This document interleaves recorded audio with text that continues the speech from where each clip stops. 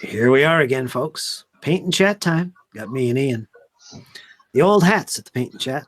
Had a little discussion about various board games like GMT. And getting on with our painting. At least me, I am. Not a big crowd today. Like I said, it's just me and Ian.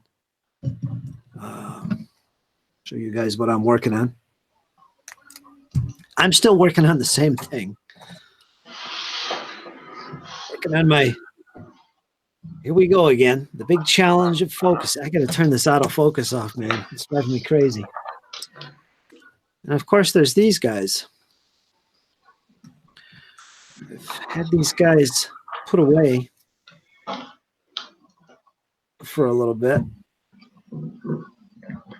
Swabs. Yeah. These are Perry's. And I think I got about 20, maybe 2 dozen. All put together and ready to paint. I don't know if I'm going to start painting these now or put the rest of the box together. They're all cleaned up. These polystyrene cement took away all the little squiggly glue hairs and all that was sticking out. So they're all cleaned up and ready to be painted. There are a whole bunch of them. And they're going to be one of the New York Zouave units that was actually a full regiment. I can't remember the name of it. Fire. New York Fire Brigade. Yep. But that's what they're going to be painted as, and I'm probably going to base them individually. The Sabbats. Yeah. Yeah, I'm probably going to base them that way. And so I get maximum use of them. We shall see. I'm looking forward to actually doing a little skirmish gaming with them, which is unlike me because I like big battles or lots of figures on the table, units and things like that. But we'll see. My big thing is Flames of War. I'm still working on this platoon of Brits. And yesterday, on the last paint and chat, I got all the wood painted on their weapons. And I think the next step, I'm not sure actually, what would be next on these guys. I got the webbing done. The boots are black, so they're done. I was thinking about doing the helmets, which are kind of a shade of green color onto them. And then they have this webbing over top of it. Pardon me. And then, of course, there's their packs, which got all kinds of brown-colored things on them that I got to look at and see what I want to do. And that's it. Then they're ready to base. So they'll be done in no time. Here's the Flames of War painting guide that I'm using. This is black boots. Yeah, that's not too fancy there, is it? Typical British uniform. Yeah. World War II. Pretty straightforward. Some tanks in the bottom. I love these painting guides from Flames of War. I still got this. It came with 3rd edition, and I still use it. Gives me a nice basic idea of the colors and what to paint them. Very useful. Like all the Flames of War books, they always throw in painting information. I like that. Ian's been trying out some mapping. Tried Incarnate. I think we mentioned that in the last chat. I'm not sure, but if you haven't checked it out, guys, look up incarnate.com. Google it, Incarnate. With a K. With a K. And it's a free program for mapping, making maps, and they look glorious. They're beautiful little maps. And there's a paid version, which is really actually cheap. I think it's like $30 a year. I got it, and I've used it extensively, make quite a few maps. Maybe I'll even show you guys one of those maps if you have no clue what it is. But it's very intuitive, easy to use. It's a little learning curve in the beginning, but it's not too bad. And in short time, you're making some beautiful maps. What do you think about Ian? And I'll try and show you the map. Well, anybody who knows me knows I'm a bloody Luddite when it comes to computers. So it's got to be simple. So I went and had a look, and there's nothing to download. It's really simple to use. and it's effective. And once you've finished your map, you just save it, and it just saves down to your hard drive or wherever you want to put it. And you've only got a limited number of icons. I think it's 100 plus. You know, mixture of buildings and hills and trees and towers and rivers and God knows what else. But if you pay for it's $25 a year. If you get that, you get 500 plus icons that you can put down. And it's simple, literally.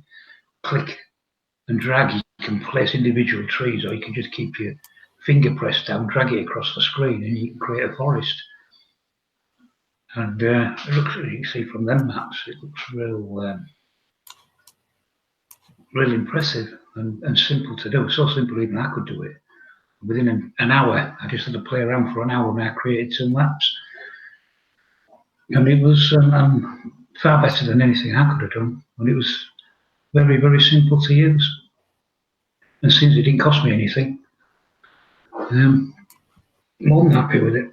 But I think I would probably, if I'm going to make any more maps, I think I would go for the $25 a year upgrade, so that you've got all them extra 500, extra 400 icons that you don't have. Because you've only got one style of mountain in the free version, but I think in the paid for one, I think there's 3 or 4 different shapes that you can use. But even so, even with just the one shape and the 2 types of trees, it's still good. You get villages and buildings and towers, hills, all sorts of things. All the textures as well, to put down as the base. Yeah, there's some examples I put on. Those are maps. Those are maps I made. Named the town and the woods, the Tanglewood and Moon Hills, Tuxborough, a little village up there. It gives you a lot of control, and you can scale it and make them as big as you want, really. You can put a hex grid on it. You put a square grid on it and size it the way you want. It's quite versatile, and you can do a lot of stuff with it. Now, this is for my role-playing games, but you could easily use this for your miniatures campaigns or scenarios that you want to write. I know there's actually a few tabletop commanders in the community who use this program to do just that. So have a look at it. It's incarnate.com. I like it. It's one of the programs I use to make my maps, overland campaigns, and battles. Worth looking at, folks. Yeah, and simple to use. Can't stress that enough. Simple. Even I can use it. There you go. You didn't have to agree with me, Curtis. I said, there you go. That's all.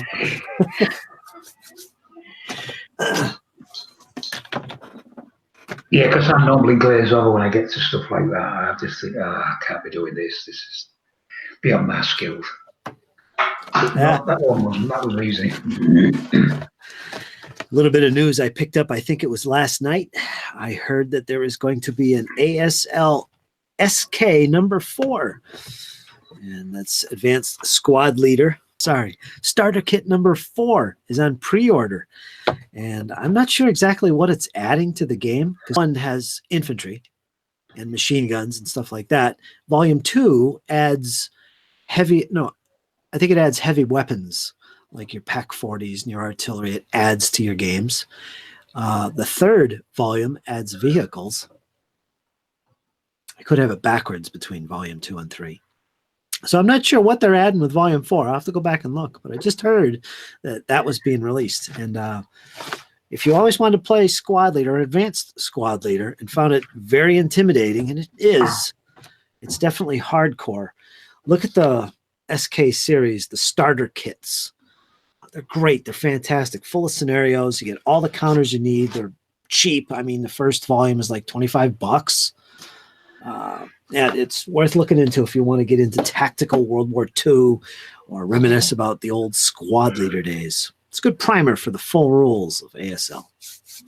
ACW battle, your first ACW GMT game. Twin Peaks, I got that. I didn't show this off on my channel. I do have the video for it, unboxing it and showing you the contents and all that goodness. But I did manage to get this quite a while ago. It wasn't on P500. It was available. And I got it. And it's the Battle of South Mountain and the Battle of Cedar Mountain. Of course, here's a look at the counters, complexity rating, some other details. Of course, an example of the map. Now, I've never played this series, Great Battles in the American Civil War. I love the American Revolution thing, and I love the ancient stuff they do. And I know they make all kinds of different periods in their Great Battles of History series, really. But I never played the ACW ones. I'm looking forward to this big time because, unfortunately, I don't have the time or finances to get into it with miniatures, the ACW at the moment. So this is a good alternative, in my opinion. It's very low level. One strength point, I think, is 50 men or one cannon. So that's just the level I like. And full battles. So at that level, you got a lot of counters on the battlefield map, I'm sure. But it should be fun. And hopefully I'll get to some videos of that later this year as I break into it. I got a lot of new board games. That's one of them I want to try. Looking forward to it. Hopefully I'll get a video up on me unboxing it so you can see the details. I do have it made. Need to edit it. Sorry, folks. And thank you very much for the feedback on these paint and chats. We're just getting back to doing them. I'm trying to follow a more convenient format now where it's 1 hour chunks every episode. So this episode will be episode 2. And depending on how long we go with it, it'll be broken up into 1 hour parts. If I just do this for an hour, it'll be just one part. So that'll be episode 2. Where we talk the hobby, talk about miniatures and other little distractions in this hobby of wargaming. Yeah, so I'm glad you enjoy it, folks, and thanks for the feedback on it. So...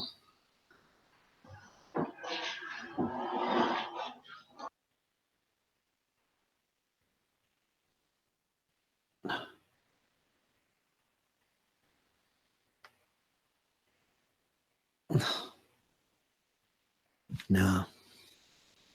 Autofocus. Highly recommend if you're ever in these chats or you're using a camera to show off your stuff, turn off the autofocus and just have it focused on a specific spot. And always put your figures there. We'll see if Stefan joins us in a bit. No, he said he might. Mm-hmm. So what else is going on, Ian? Yeah, not much. I've just been looking into the Ultra Freedom rules for the ACW to try out, and found the campaign that they published for the Gettysburg and for Vicksburg. So I've downloaded them, and they both come with a map which you can download and print out. But I don't know how to chop it up, and because I've only got the standard A4 printer, and the squares on it are half-inch squares. So the counters are half-inch squares, which I've downloaded and printed. But I won't be able to do the map, so I'm going to just draw my own map based on the map what they've created. I'll just do it with the old pencil and crayon, which is my level, and do it that way, just to give me the campaigns for Vicksburg and Gettysburg. So I think I'll do Gettysburg first. And of course, with Ultra Freedom, the units are brigade size, they're not regimental. I normally do battles regimental size, but if I want to do Gettysburg, I've got enough stands to represent all the brigades. I think it's 50 something Union and 30 something Confederate infantry. Might be a bit light on cannon though. I'm not sure if I've got, but they won't all be in the battle at once, so I should be able to get by with it. I think I've got 15 Union artillery pieces and a dozen Confederate. But they won't all be, if it's a campaign game, they're not all going to be in a battle at one time, so I might be able to get away with it. But I've got enough cavalry and infantry. Do you? Ever since I've known you, you've been a big battle type of person, and I can understand why. And when I say that, I mean an entire battle on one tabletop, or maybe multiple tabletops, but it's the whole battle. I've always fancied taking parts of a battle and playing it at a low level, like regiment per unit, and focusing on just that one section, because anything bigger would be almost impossible anyway. But I noticed you kind of like the idea more so, the big battle, and on a small scale, the kind that I find to be impossible. Like, that's probably one of the reasons you like 6 mil, is that you can do that, at least bigger battles, maybe not an entire battle, but you prefer that instead of, say, let's take the Battle of Gettysburg, the Hornet's Nest, and we're going to represent it at the regimental level. And there's going to be a lot of units and a lot of figures on the table, a lot going on, but it's only this one section, and we're fighting out the first few hours of this fight. And that's it. Compared to having that as an option, or playing a full battle, whether it's with infantry regiments or brigades, which would you prefer? The big spectacle or the small spectacle? I don't mind either. I don't like the big battle where you can see the whole affair. But even in 6 mil, it's difficult to do. Regimental level, you could do it like you said. For instance, you picked out one particular battle, part of the battle, maybe Buford's cavalry, Macpherson's Ridge against Heath's division. You could do that quite easily with regiments, and then you could move back into Gettysburg. You could then have Reynolds coming up with his corps. That could be done at regimental level, so you could actually fighting in the streets and to the north and west of Gettysburg. Then you could do another separate scenario for Cemetery Hill, Cults Hill, and then you could move down. You could go right down to down the Cemetery Ridge, right down to the Round Tops. So you could do it in sections, and you could do it regimental. And yeah, I could do that. I would enjoy that just as much. But to do the whole battle, so you can see all the troops coming in, converging on Gettysburg from all the directions. That appeals to me as well, even if I'd have to do it at brigade level. Well, you'll have to excuse me a minute. I'll be back. Okay, Ian. That always fascinated me. I always liked tactical level games, big battles, big regiments, big battalions. I always liked that. And I never saw it as a limitation that I couldn't fight out an entire battle. I actually like playing portions of a battle, usually with a lot of units and big units. Just looks good. I don't know. That's just my preference.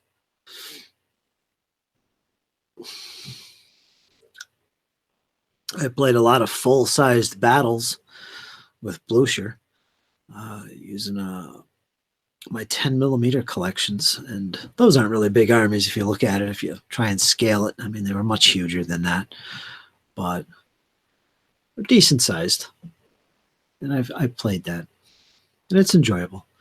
But I just don't like my units being brigades. That's the thing. I like to have those battalions or regiments on the tabletop. It's just my thing. So as long as I got that, I'm happy. So it's kind of impractical to envision me playing a big, giant battle, huge table. That would be spectacular to see. Probably take forever to play, but I don't mind. I like playing bits and parts of battles that are interesting to me. Maybe connect them all into a kind of like a mini campaign, but it's not, because your campaign is essentially just one battle, over the course of a day or two or three, depending on the battle. It's kind of like a campaign, only it's just a battle. I don't mind doing something like that. If you've ever played Sam Mustapha's newest set of rules, Rommel, you could do just that. And that's World War II at a grand tactical level, really. And it almost begs to want to do that, where you break out a map, it's gridded, and you're just covering this huge multi-kilometer battlefield. And I believe in the game, 1 square is 1 kilometer, I believe. So, and what is the site? I think it's 12 by 8. What is it? It would be 6 by 4 kilometers. Now there's 6-inch squares. And each, so on a 6 by 4 table, that would be 8 by 12. So 8 kilometers by 12 kilometers. That's the scale in Rommel. So you can see how you can really do divisional battles and do even bigger, massive battles if you use a map that was gridded the same way and just fight with miniatures, those parts that are either interesting to you or are the focus of the battle, and everything else that's going on around this sector of the battlefield with your miniatures is fought out on the map, and can be transferred to a table if you have an extra table or extra people playing with their own table, or you finish off the other battle or get tired of it and want to move on to something more interesting. So Rommel seems perfect for that kind of gameplay, where you could do that really easily. I mean, you could literally play Rommel as a board game the way it's designed. Units have like 3 levels. Every time they're hit, they drop a level. And if they're hit a third time, they drop to their last level. And if they drop again, they're destroyed. So all units have that. They have like 3 levels. And once that's gone, they're eliminated. So it's kind of like a counter with strength points or depleted units or whatever. Same kind of concept. So it'll be easy to play that with counters. I think the rules even mention playing with counters. I believe so. And just a paper map. But I envision playing huge battles like that. And I believe the rules also talk about it in a separate chapter about multi-day battles. So there you go. I think you could do that with any set of rules, really, using the same gridded concepts and representing certain distances on a gridded map, and have units move around on the map, and you're just focused on this one sector, and you could shift as you please. I could see that happening. That's interesting to me. Rommel is quite fun. He's back again temporarily, so she calls me again. Steph's asking for a link. He's going to have to be invited. I don't think it's going to work. Tell him I'm sending an invite.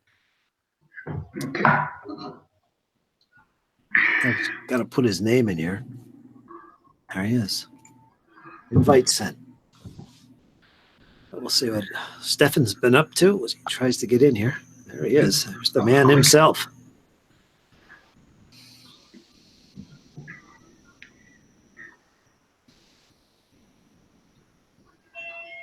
Oh, there we go.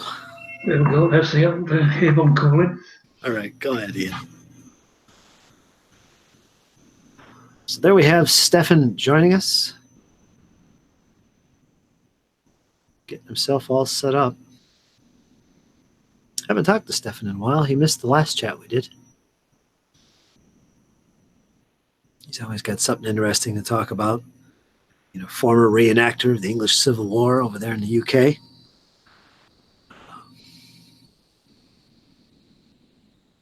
And a big fan of Napoleonics. He's doing, I think they're 6 mil. I keep getting confused because I know he does the 28 mil. I think he does the 6 mil. Adler's, big chunky ones. Oh, he's gone. And he'll make another shot at it. And you guys also leave me some comments about this new format I'm trying out, basically 1 hour chunks.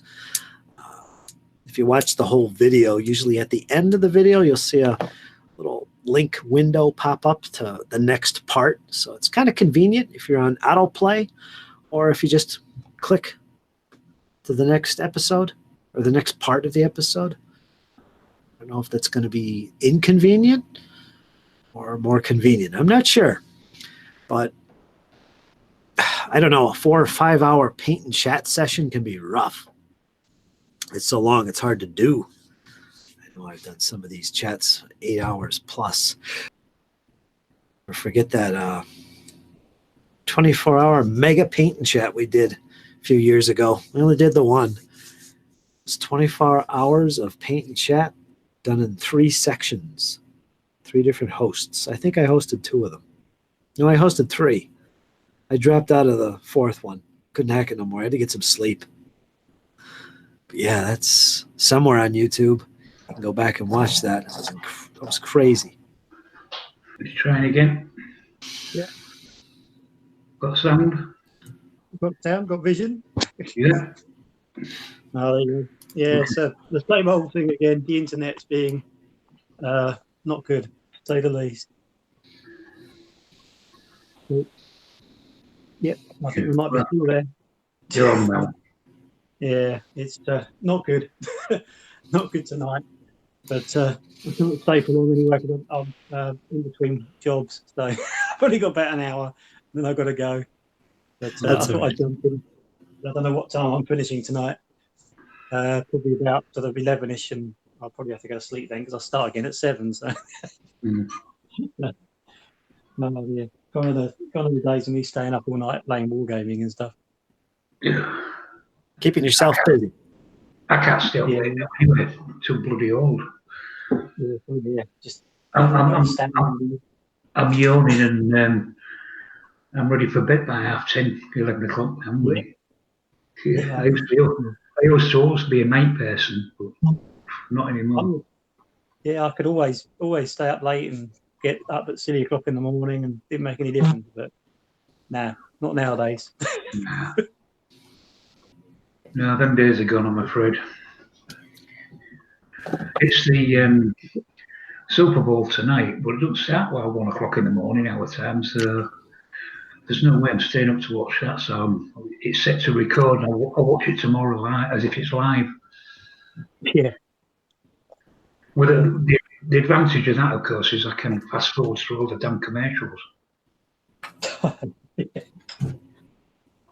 Yeah, there's a few commercials. Oh, there's loads.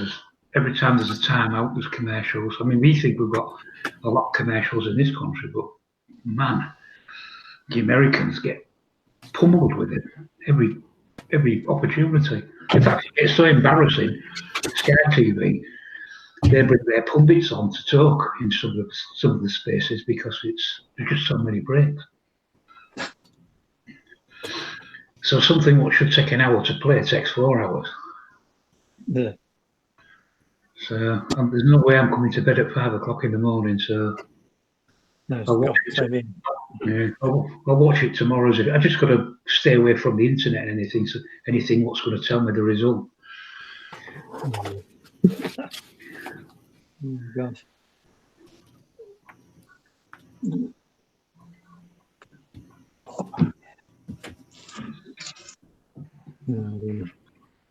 No, I'm working. I'm actually working on some rules.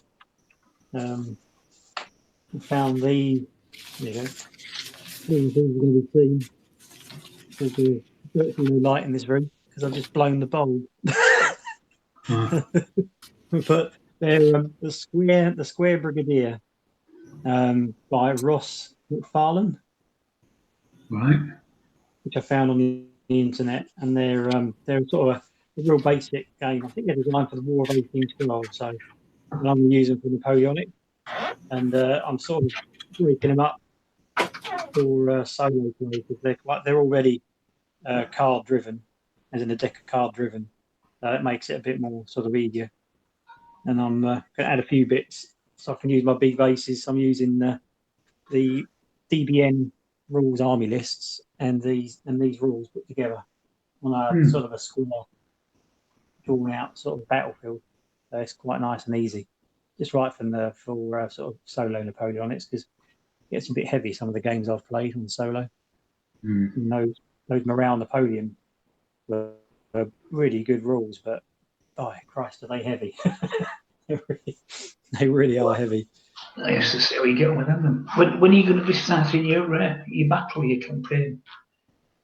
I'm hopefully going to do the introduction next weekend, because I've had to rewrite a couple of things, because while putting the introduction together, I've realised that I missed a massive chunk. Out. I won't tell you what it is, because it will seem absolutely seamless when it comes to do the introduction. But yeah, no, I was working out how I'm going to do the introduction, and I realised that I haven't actually included half the movement stuff for the main map. So it's like, oh god. So yeah, it's a good job that I didn't do it straight out, straight off the cuff. So yeah, just I'll spend this week sort of finishing off those bits. Nothing drastic, won't take long, and then I'll do the filming of the. I'll do an introduction thing of what I'm hoping to achieve with it and what the battlefield's going to look like. I'm getting it in 6mm, and I'll do that, and then I'll get on with the battle, because it's not quite so heavy with the movement, because I know the other one was quite sort of prolonged. Nothing really happened. This one's more or less a corpse within a corpse, so it's, you know, they're pretty much full on straight away. They know exactly where they are because they're looking at each other almost. It's just the first bits of the teasing, probing sort of attacks and things, and trying to get into the better position, and then it's going to be setting up the objectives both sides, and that's it. Off they go. I didn't mind the other one. I didn't mind the other one. I quite like to see the approach and you know, the bigger scale, the bigger map, so you can see them as they approach and where people are going and.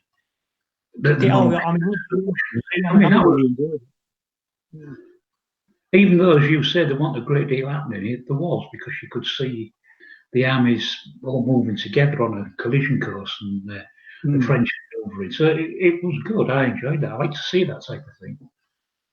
Yeah, no, I did enjoy it. I mean, it's going to be similar to this, but it's not like big armies. It's going to be sort of like a corps of French against a corps of Austrians, and they're sort of, the Austrians are already in position, and the French have got to knock them out before their reinforcements overwhelm them, basically, because there's going to be a lot of Austrians coming down the main road. So this is more of a build-up of a battle, and I might push it on a bit further if it works out quite well. Fingers crossed. I'll move the map north or south depending on how the battle goes. So it could be quite a live sort of battle. So I'm hoping it's going to turn out like that. And then the next one, I've got a few more ideas already. So, I don't know. I never stop. I've got a few more ideas for the next one, which is more of a DBN one. That's going to be a peninsular one, but that's a while away. I've got to think of how I'm going to do that one. But and then I had another idea for another one, but that's probably next year, because there's a bit of work to do on that one.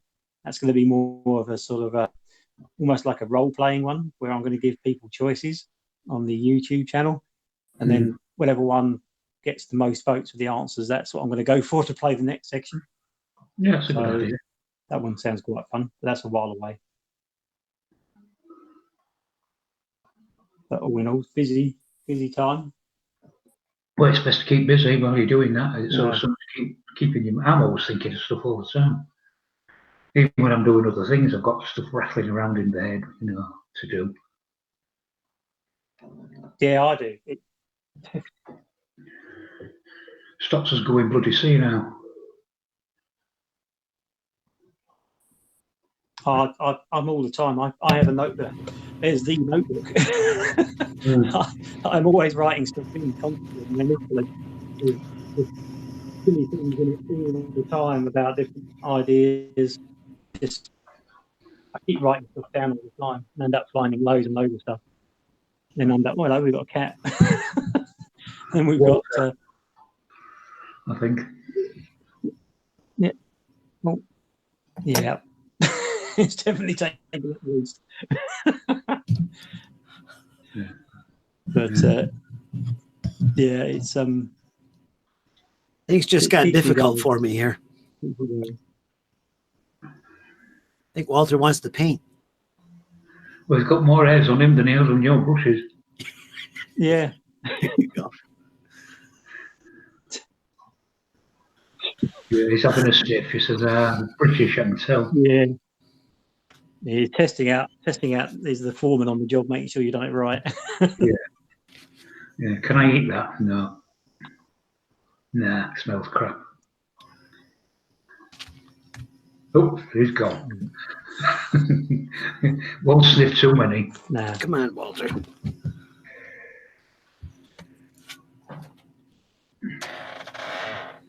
Poor Walter. Just trying to help.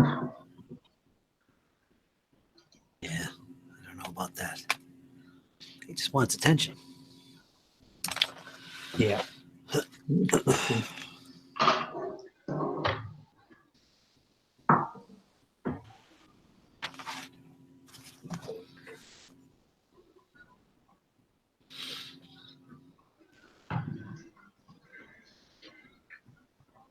I was telling Curtis I've just got on the altar of Freedom rules, the 6mm rules for the ACW. What I didn't know, they've put out two free PDFs. We've got the Vicksburg campaign and the Gettysburg campaign. So you've got a separate map with counters. They've provided everything. You just download it and print it. And so you do off the table. It's a bit like the Scharnhorst campaign in the Blucher. You've got troops moving around, but you've got counters, paper counters moving around. And then when they come into contact, that's when the battle occurs. And then you switch obviously to the Altar of Freedom rules, which I have. And wherever the battle occurs, you set up the table, a 6x4 table or a 4x4 table, depending on whatever. And then you get stuck in.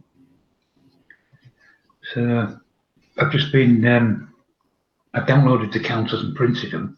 I've got to cut them out and glue them now, and I've got to prepare the map. But, so that's going to be my job this week. I'm looking forward to that. Because I've not used Altar Freedom rules before, but I read through them because on the last post on the blog, somebody mentioned about Altar, and I thought, oh, I've got that rule set. I forgot all about them. So I read through them again, and it was perfect. Brigade size as opposed to regimental size, but brigade size is ideal. So I'll give that a go.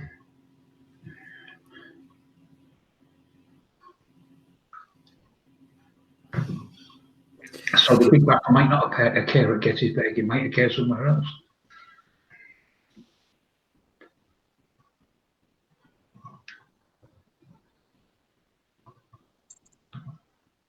You prefer the fictional over the historical?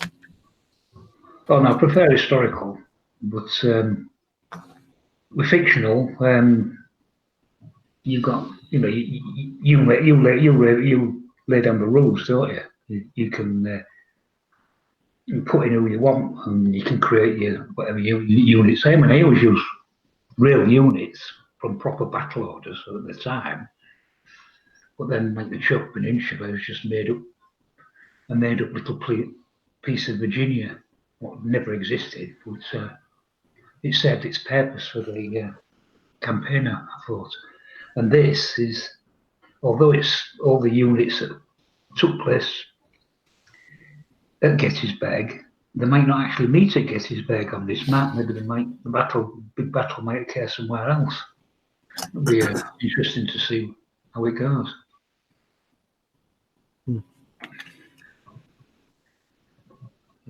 I don't mind, you see, because it's as long as it's some sort of campaign and there's a reason for the battle and why the troops are there, then I'm happy. I like to have a backstory. The thing with the campaign is that the losses carry on. It's not like a single battle, a one-off battle. You fight the battle and that's it. With a campaign, if you lose troops, you don't get them back again. You've got to carry on with what you've got. So you're not going to go last man standing job because, especially the Confederates, because they just ain't going to get any replacements. So you've got to husband your forces a bit, and you've got to be a bit careful where you decide you're going to attack or defend, or whether you're going to retreat. It's you've got to think about your troops. You can't just, we'll just have a big shindig here and see what happens. So you've got to be a bit more careful than that. And that's why I love a campaign game, because you've got so many units moving around a map. There might be 4, 5, 6 days away, but you've got to manoeuvre your troops and see when they come into contact, and then create the battlefield from the squares of the map they come into, and away you go. So I love that sort of thing.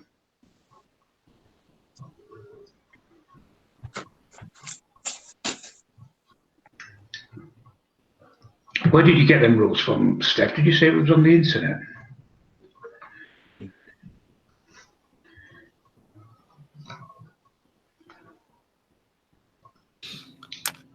I think Steph's frozen up. Oh, he's back. You guys, well, I can hear you occasionally. Very robotic. I think my signal's not that good at all tonight. I can't hear you guys hardly at all now. If you hear this, I'll I'll have to sign off because I can't hear you guys at all. Okay. It's too bad. What rules was he showing you? Some of those, he did tell me the name, and I can't remember what it was, something square. I was looking for the name of those rules. Was it Napoleonic or Civil War or what? No, it was Napoleonic. Yeah, he's having problems with the connection. We'll have to call it a night. Never mind. It's all right.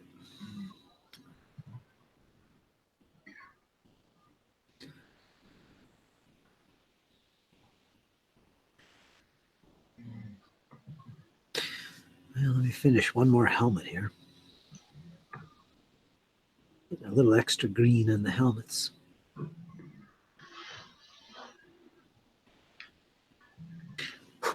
There.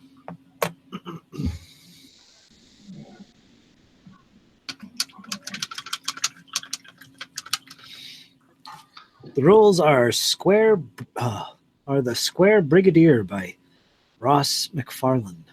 We'll have to look them up, see what they're Square all about.